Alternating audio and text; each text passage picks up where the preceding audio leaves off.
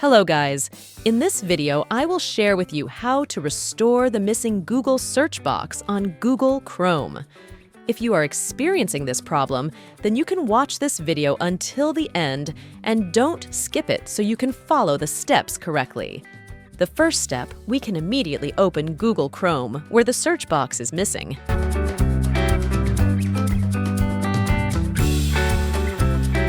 You can see here, the Google Chrome search box is not found here.